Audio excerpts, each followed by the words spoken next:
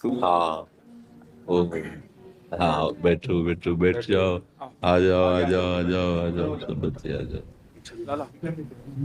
बैठ जाओ,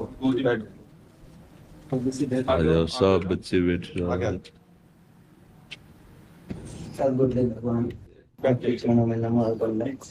विश्वास नहीं हो पा रहा है कि श्री जी की कृपा और आपके आशीर्वाद से बच्चे आपका सानिध्य प्राप्त कर रहे हैं। सदगुरुदेव भगवान प्रश्न भी रखे थे अपने के, सदगुरुदेव भगवान से जाके हम अपने अपने प्रश्न रखेंगे। इनमें ज्यादातर का प्रश्न ये था सदगुरुदेव भगवान कि कैसे आखिर हम अच्छी पढ़ाई करते हुए अपने मार्ग को, अपनी मंजिल को प्राप्त कर सकते हैं, इधर उधर हमारा ध्यान न भटके, और कैसे हम श्री जी के चरणों में अपने ध्यान को लगा सकते हैं, ऐसा इनका प्रश्न था गुरुदेव। हम प्रारंभ इस बात से करते हैं कि आप जब प्रातः कालीन उठें तो पहले उठने का नियम लें कि सूर्योदय के 1 घंटा पहले हम उठेंगे।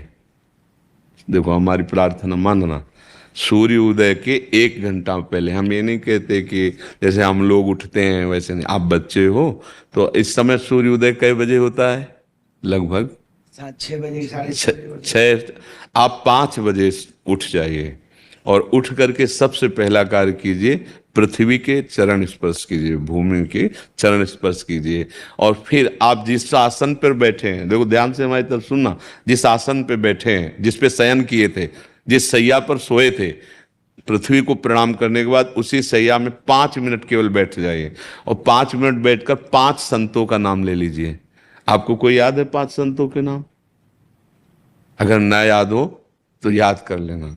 किसी भी 5, जितने भी संत भगवान हैं हमारे, जैसे आचार्य रूप में, जैसे हम लोग श्री स्वामी हरिदास जी की जय, हरिवंश महाप्रभु की जय, हरिराम व्यास जी की जय, नागरीदास जी की जय, श्री ध्रुवदास जी की जय। 5 संतों के नाम याद कर लीजिए। वो 5 संतों के नाम, ये जीवन आपका देखना कैसा उन्नतिशील होगा। हरि को निज यस्ते अधिक भक्तन यस पर प्यार ताते, ये भगवान नाम से भी बढ़कर प्रभावशाली भगवान के जो भक्तों के नाम। इसके बाद नीचे उतरिए और पहले जो अपने माता पिता, अगर वो शयन कर रहे हैं तो कोई बात नहीं है, अगर वो शयन नहीं कर रहे हैं तो पहले जाकर माथा रखकर उनको प्रणाम कीजिए उनके। अगर हमारी बात मानोगे तो देख लेना तुम्हारा जीवन कैसा बनेगा। इसके बाद आधा लीटर या 1.25 लीटर जितना आप जल पी सकते हैं, उस जल को आप हल्का सा गर्म करवाइए अपने माता पिता से, जो भी आपकी सेवा में हो, या अगर आप स्वयं कर सकते हो तो स्वयं हल्का सा। अगर 500 ग्राम पी जाए तो और अच्छी बात है, और इससे ज्यादा पी जाए तो अच्छी बात है। वज्रासन में बैठना आता है? वज्रासन जानते हो आप लोग? कैसे हमें बैठ के दिखाओ। नहीं, ये पद्मासन है। देखो वज्रासन, वो देखो बैठ रहे हैं, ये दोनों पैरों को ऐसे करके इससे बैठकर जल पिया जाए। ये आपके ब्रह्मचर्य की रक्षा करेगा, कब्ज नहीं होने देगा, और आपके मस्तिष्क की गर्मी को ठंडा करेगा। ऐसे वज्रासन में बैठकर धीरे धीरे 5 या 10 मिनट में जल पिया जाए। एकदम न पिया जाए, गिलास में लेकर के 500 ग्राम जल धीरे धीरे उसको पिया जाए। फिर इसके बाद आपको 100-200 कदम टहलना है। फिर इसके बाद आप शौच जाइए। शौच, अगर आपका पेट साफ हो जाता है, अगर नहीं साफ होता है, कोई ऐसी परेशानी लगती है, तो 1 चम्मच ईसबगोल की भूसी और छोटी हर का आधा चम्मच अगर रात्रि में दूध से या पानी से ले ले तो वो बार बार शौच नहीं लगाएगा, पर आपकी आंतें साफ हो जाएंगी। शौच जाने के बाद स्नान करें और फिर तुरंत, अगर आपको व्यायाम आता है तो करे, नहीं तो सीधा सरल बात होती है, 20 बार बैठ जाए बैठक और 10 बार लेटने वाली दंड। और इसके बाद जो अनुलोम विलोम, जो इससे खींचे इसे छोड़ दे, इससे खींचे इसे छोड़ दे। इसके बाद दोनों हाथ ऐसे करके 7 बार ऐसे करे, सीधा खींचे और सीधा छोड़ दे। इतना ही तुम्हारे लिए प्राणायाम की आवश्यकता है। अब अपनी दिनचर्या में लग जाए। जो पढ़ाई का कार्य दिया गया है, आगे तुम्हें और भजन की बात हम नहीं कह रहे, जो पढ़ाई का कार्य दिया गया है वो भगवान की ही पूजा है। आपकी दिनचर्या जो आपको अपने गुरुजी या टीचर जी को जाके प्रमाणित करनी है, कल जो पढ़ाई गई थी आज के लिए, वो आप सुबह सुबह उस समय व्यायाम के बाद, तो आप देखना आपकी स्मृति बहुत प्रवीण हो जाएगी।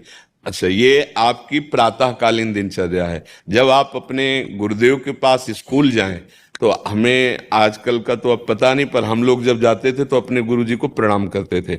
होता है, प्रणाम होता है अभी? बेटा, प्रणाम करते हैं मतलब आप क्या करते हैं जब सुबह स्कूल जाते हैं, क्या करते हैं गुरु भगवान को बताओ। तो जो स्कूल में आपको पढ़ाई पढ़ा रहे हैं वो तो बात है। अब आपको जो हम खास बात बताना चाहते हैं वो कि देखो, अभी छोटे छोटे बच्चे हो, बच्चों में कुछ बच्चे ऐसे गंदे बच्चे होते हैं जिनके गंदी बातें दिमाग में आ जाती हैं और गंदी बातें वो करने लगते हैं आचरण में। आप लोग इतना तो जानते ही होंगे कि गंदी बातें किसे कहते हैं। आप लोगों के पास अगर मोबाइल है तो कभी गंदी बात देखना नहीं। कोई भी बच्चा अगर गंदी बात दिखाए तो अपने टीचर से या अपने माता पिता से जाके शिकायत करनी चाहिए। वो बहुत हानिकारक होती है। कभी कोई भी गंदी बात अपने द्वारा नहीं होनी चाहिए। अभी आप नवीन जीवन धारण किए हुए हैं, आप भगवान की प्राप्ति, देश की भक्ति और बहुत अच्छे अच्छे पदों में जा सकते हैं। देखो, जब हम लोग स्कूल में पढ़ते थे तो कोई ये थोड़ी जानता था कि ये बच्चा अभी महात्मा बनेगा। कोई थोड़ी जानता था। स्कूल में जब पढ़ते थे तो थोड़ी कोई जानता था कि ये मुख्यमंत्री या हमारे देश के प्रधानमंत्री बनेंगे। लेकिन इन्हीं में तो बनते हैं ना अच्छे पवित्र आचरण और पवित्र संस्कार। ब्रह्मचर्य के लिए गंदे बच्चों का संग त्याग करना, गंदी कोई ऐसी हरकत सिखावें या बात सिखावें तो उसको सुन करके छुपा नहीं लेना, तुरंत अपने टीचर से बताना या अपने माता पिता से बताना, और ऐसे बच्चे का कभी संग नहीं करना। और रात्रि के सोते समय ये जरूर ध्यान देने वाली विशेष बात है, रात्रि के सोते समय जो भगवान का नाम प्रिय, जैसे इन लोगों ने आप लोगों को बताया राधा वल्लभ श्री, तो सोते समय बस प्रार्थना करो कि हे प्रभु, आज दिन हमारा जो भी गलती हुई हो वो हमको आप प्रार्थना करते हैं कि आप हमें समझाओ क्या हमसे गलती हुई। अगर पूरी दिनचर्या में ऐसा लग रहा है हमसे कोई गलती नहीं, तो भगवान सुबह से अभी तक हम सोने जो जा रहे हैं ये पूरा समय आपको समर्पित। आप देखना, इसका फल देखना। एक तपस्वी की तपस्या का जो फल होता है ना, उसका ये फल मिलेगा। और सोते समय बस राधा वल्लभ श्री हरिवंश, राधा वल्लभ श्री हरिवंश, इधर उधर ना सोचते हुए, ना मोबाइल देखते हुए, ना कोई गंदी बात मन में, और चुपचाप सो जाइए। और जब फिर सुबह उठे तो फिर ऐसी दिनचर्या। और पढ़ाई इस समय तुम्हारा भजन है, इस समय भजन तुम्हारा पढ़ाई है। क्योंकि आज हम गीता पढ़ पा रहे हैं, भागवत पढ़ पा रहे हैं, तभी पढ़ पा रहे हैं जब हमारे गुरुजी ने हमको काका गागा सिखाया था। अगर वो मात्रा, वो ककाहरा हमको ना आता होता तो आज हम ग्रंथ ना अवलोकन कर पाते। तो वो पढ़ाई हमारे लिए अमृत हुई ना। तो उस अमृत पढ़ाई को अगर हम कुमार्ग में ले जाते तो वो विश्व बन जाती। तो ये पढ़ाई भी भजन का नींव बना ना। तो ये पढ़ाई बहुत आवश्यक है, इसलिए आप मन लगा करके पढ़िए।